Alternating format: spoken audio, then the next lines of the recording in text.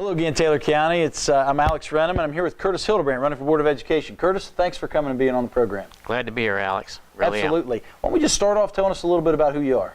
Well, I work for the Board of Education. I'm still working for the Board of Education. I've been with them 10 years. I started out as a sub for 3 years, and then went into service personnel, and I retired recently. And I'm working still as a sub, active in the school system. And different people approached me. I know the nuts and bolts, the ins and outs of the school system and things going on. And people have asked me, well, have you ever thought about running for the Board of Education? I said, well, I'm not really a politician, but there's a lot of things and solutions and improvements that can be done, and things can be perked, and I've got a lot of good ideas. Yeah, great. Well, why don't you tell us a little bit from your perspective about what the Board of Education is? I mean, what does that office do, or that board? Well, the Board of Education is comprised of a few different boards, and there's other members on the Board of Education. And we may have meetings on budgets and financing and policy making and different things that have to be done and taken care of, and hiring and discharge and disciplinary regions and policy making. And there's a lot I need to learn pertaining to policy making. Like I said, I'm new to this candidacy, but I believe, I have a firm belief in education for kids and what kids need and what they want. And I see things that are lacking in the school system. Not being critical pertaining to different things with the school system, but I have some ideas pertaining to kids can have a better future and a better start when they get out of school and be prepared for everyday life. Yeah, makes sense. Why don't, knowing what this role is, can you explain, and you may have already tipped your hand a little bit on this, about what experience in your life or challenges in your life that have maybe equipped you, that you feel has equipped you to be a successful Board of Education member? Okay, well, I started out working for Stroman Bread Company years ago as an office controller in charge of routes and operations and finance parts and different things pertaining to charges and commissions with Stroman Bread Company. And then Wonder Hostess and Dolly Madison took over, and I worked in management for them for 23 years and going all over the states, Pennsylvania, Ohio, Maryland, Virginia, even up to Michigan, training, opening, and operating stores on profits and loss and shares, and training managers to work in different stores, and learning how to hire people and medical, sending them for medical research being done on tests and interviewing on applicants. And that's helped me experience with a lot, knowing with working with people. And I've worked with people over 23 years. I'm an avid member of the AARP, which is for all school retirees and school employees and retired citizens. They haven't had raises in 5, 6, 8 years. And I'm advocating going to Charleston and seeing about teachers' raises, because let's face it, this day and age, we can't live on Social Security. And I don't think the retirees of the Board of Education have had an increase and a raise in a number of years. I was instrumental in going to Charleston, talking to different communities, to different people and different delegates on this, and I was avid with the money that they were receiving with the walkout. And even though I'm still a sub, I was on the bus and I was with them, and I was in Charleston rooting for our teachers and rooting for kids' education. Yeah, maybe we can talk a little more about that. I'll jump ahead in terms of that work stoppage. What's next? I mean, how do we West Virginia as a school system still is not one of the high-performing school systems in the nation, and that's not a ding on what we're doing, but the reality is I think we all want to be better. And so what is next? We've got the work stoppage, we've got pay raises that have helped, and in PIA at least there's a task force in motion to try to solve that. What's next for our Well, we need to encourage other young people out of colleges to get into the education system. And they're thinking, well, you know, why would I want to come to West Virginia when they go to Pennsylvania over the state line and make more money? We need to have decent wages for our teachers and working conditions for them. They're overloaded. I've worked with all the principals through the whole school system. Like I said, I'm still active with the school system. And I've seen teachers there 8, 9, 10 o'clock at night. We have some of the best dedicated, educated teachers in the state. And they're dedicated, and they should be rewarded. And they work hard for our students. Yeah, makes sense. So if you're able to be elected, what would be your #1 priority coming into the office? My priority would be with children. There's a lot of kids that go through school and they get discouraged. They take college courses. Not all kids are college bound to work in colleges. Some kids look better with their hands. Other kids work better in apprenticeship programs. And a lot of kids, single mothers and stuff, they can't afford, let's face it, education for a lot of college kids, it's expensive. And I see the fact that there's a point, and I talk to different kids, and they say we have career colleges and programs with kids that say, well, what do you want to be when you get out of school? They get out of school, they say, well, I want to do this, I want to do that. They're stuck in a cubicle, they got this job, they're making good money, and they say, I don't like this. This isn't what I want to do.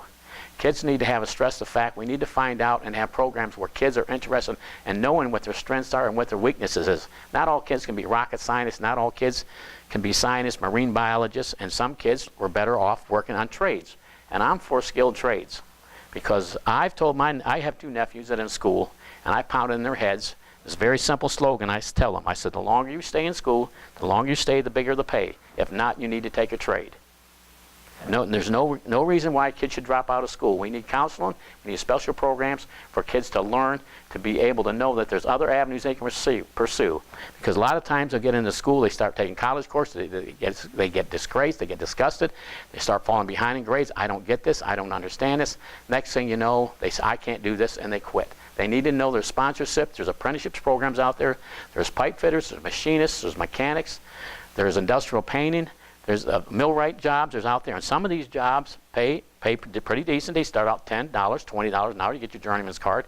Not all kids are college bound. We need to stress that, and the board needs to know these things. Yeah. And if I get on the board, I'm going to stress these facts because not all kids are going to be college professors and doing different things, and they get stuck in a job, and they get a student loan out.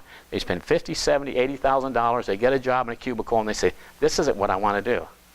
It's not what they want to do, it's what makes them happy. We need to find out what makes kids happy to enjoy their jobs. Yeah. Well, I can tell you the community agrees with you. As you know, we polled the community for questions, and the workforce readiness in technical colleges versus four-year universities was certainly a high topic, and you jumped right to it. It's almost like you saw my notes.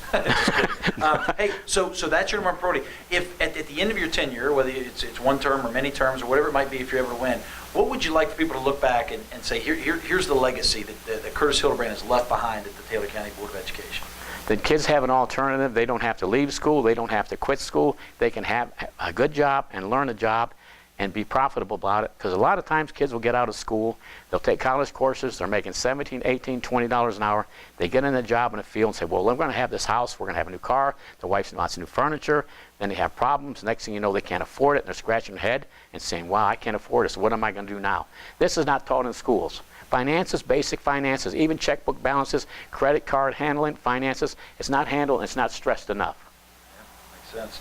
So when you look at our county from an educational standpoint, what is our biggest challenge right now? Our biggest challenge is communication with the children, letting them know that what they want to do, that they have options. It's not asking them when they're 18, 17, getting out of school saying, well, what would you like to be? Well, everybody wants to make a lot of money, but you get a job working 10, 12 years, and you get stuck in an office in a cubicle, and you look at this, and it dawns on you and says, this isn't what I want to do. And then you're stuck with a student loan. Them don't go away. Then where do they go? That's a problem. Yeah. So one of the challenges, I think, it's obviously to our entire community, the opioid addiction, right? Right. In the yes. entire nation, really. But, right. but we're certainly a hotbed for it here, maybe ground zero in some cases. Mm-hmm. What role do you feel the Board of Education can provide in remedying that or helping resolve that issue here in our We need more one-on-one communication with our students, with the board, and education pertaining to the kids and problem kids. Other kids I know, they see these kids every day, and I work in the school system. I work in all 5 different schools at a time and another, being on a sublist, and I see problems with kids, and some children are behave wrong. Or you have a friend and they're having problems in school, their grades are dropping, they're having personal problems, there's kids ridiculing them on Facebook, they're being humiliated. These need to be reported. These teachers need to know this, and counselors need to be involved so these kids can be helped and through this. Because a lot of these kids don't have anybody. Both parents are working, they're raising themselves, or they're from a broken family, and these kids need to be watched closely. And the board, it's their responsibility to know these kids can be helped and they can get through school and get a decent education. And that's why I'm running. Gotcha. Well, from one easy question, opioid epidemic, to another easy question, school safety.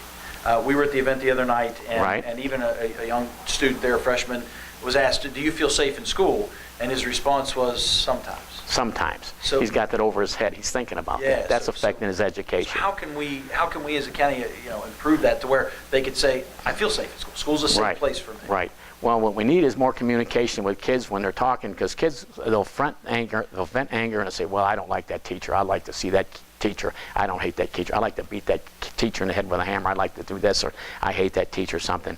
And they get confused. They get disciplined, confused with education in their future. They need to know that, and these children need to report this. If there's a problem with a child, and he's saying these, or he's murmuring threats. Other kids need to communicate with the education system, and the board and the teachers let them know this child has problems. This kid has made a threat to this teacher. You don't like this teacher. We can't all love everybody. You know what I'm saying? Now, I hate to see kids quit school, and that's my main concern. Why I want to run, I don't want to see kids end up quitting and all ending up at Walmart. We all can't work at Walmart. There should be an alternative, a choice for an apprenticeship program, because these kids can take trades. There's different things they can take. They can take therapy. They can take medical, dentists, hygienists. They can take massage therapy, different options. They can medical secretaries. There's a lot of jobs where you don't have to spend $70,000, $80,000 to get a decent education. I'm not saying I'm against education. That's fine. It's good to have degrees. But what is the point of the degree if you're working and you're making this and you're not happy with your job? That's what needs to be stressed, the happiness with the job. It's not all about the money all the time. It's about enjoying your work. And that's what will make a profitable citizen for Grafton. That's what will keep them in here, keep them in Grafton, so they don't have to leave the state. Yeah, and you mentioned communicating to the kids. One of the themes that kind of came from the questions we asked to the public was the transparency and communication between the board, and that is a two-way street, as we often say. Mm-hmm. You know, our public has to be engaged and has to be reaching out. Exactly. But as a board member, what's your vision for making sure that what's happening in our schools are communicated and engaging with the community outside? Well, one thing is, I'm just one person. We have other board members on that, and we have to coordinate together and agree with this, what's going on. And I just want to stress the fact and let other board members know this and discuss these things. Policy making is done. It's not by one person. One person can't make the difference. It takes a group as a whole, as a board member, to do this. And my job is to convince them, to let them know that we can work with these kids so these problem areas can be solved and fixed. Well, Curtis, as is customary on our program, we offer you the last word. What is it you'd like to tell the voters of Taylor County? Well, what I'd like to mention to the voters of Taylor County is that the kids come first. It's about the kids. It's not about us. It's not about our job. It's not about what we do. It's about the children. We need to put our kids first. They are the ones. They are the future. They're the ones of Taylor County. These are going to be the kids of Washington, D.C. These are going to be kids running our government and our future. All right. Curtis Hildebrant for Board of Education. Thanks for coming by. You're welcome, sir. Good luck.